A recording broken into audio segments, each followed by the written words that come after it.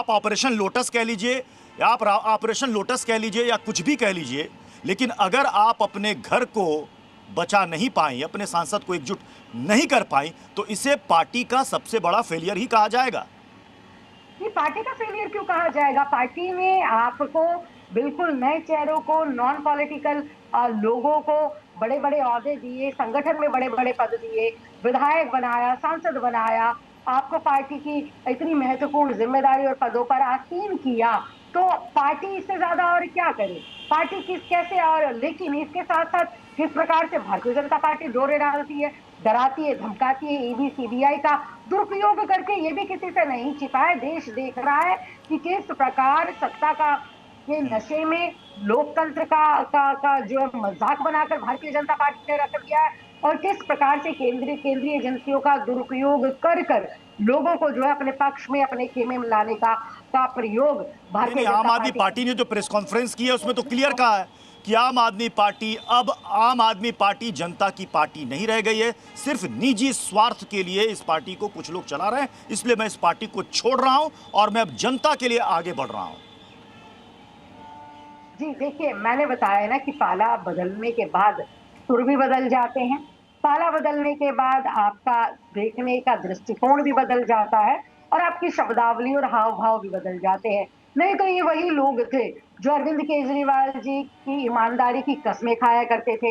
ये वही लोग थे जो अरविंद केजरीवाल जी के नेतृत्व में जो है पंजाब और दिल्ली समेत अन्य राज्यों में जाकर कार्यकर्ताओं का के बीच में उनके कार्यों को पहुंचाने का काम करा करते थे। अरविंद केजरीवाल के की सहनशीलता, सहजता और किस प्रकार से जनता के प्रति तो उनकी मतलब पूरी की नहीं मतलब राखी बिरलान जी अभी आप ही के बयान से क्या मतलब निकल रहा है? आप ही के बयान से मतलब ये निकल रहा है कि आपके पार्टी के अंदर बीजेपी के एजेंट मौजूद थे और आपको पता ही नहीं चला। नहीं, यही तो लोकतंत्र की सबसे बड़ी खूबसूरती है कि आपको जो है बड़े बड़े ओहदे आपके काम के आधार पर दिए जाए। आम आदमी पार्टी के अंदर जितना लोकतंत्र है, आम आदमी पार्टी के अंदर जितना कार्यकर्ताओं का सम्मान है, मुझे नहीं लगता कि किसी अन्य पार्टी की है। मैं स्वयं अपना इस बात का मैं उदाहरण दूं। मैं सामान्य तो मतलब खुशी-खुशी विदा कर रही हैं आप अपने सांसदों को, खुशी-खुशी विदा कर रही हैं, खुशी-खुशी विदा कर रही हैं कि जाइए आप।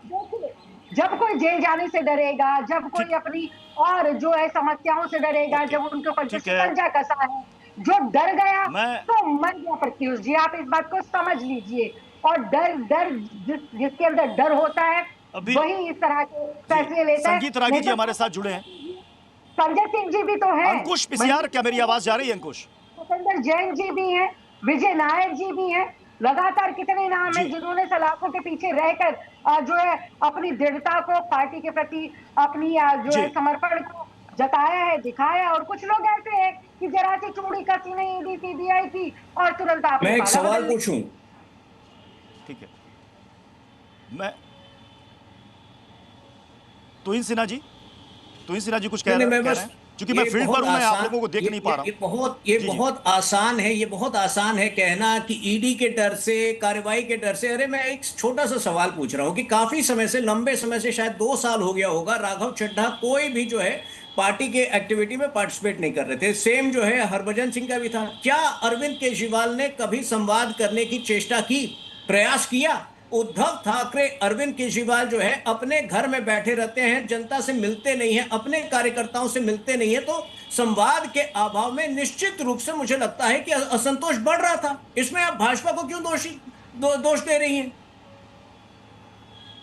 देखिए, नरेंद्र मोदी जी और अमित शाह जी किस प्रकार से ऑपरेशन लोटस का प्रयोग कर लोकप्रिय सरकारों पर जो है धब्बे लगाने का काम, कमजोर करने का काम, षड्यंत्र के तहत उन सरकारों को तोड़ने का काम करते हैं, किसी से छिपा नहीं है।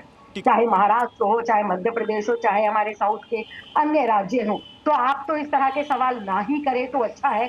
कौन सो रहा था, कौन जाग रहा था, क्या बात हो रही थी, क्या नहीं हो रही थी, आपको बताकर करेंगे क्या? मतलब जो देश के उच्च सदन में, राज्यसभा के सांसद हैं, वो इतने भोले भाले हैं कि किसी के भी पासे में आ जाएंगे। ये तर्क मुझे राजनीतिक पार्टियों का ये समझ में नहीं आता।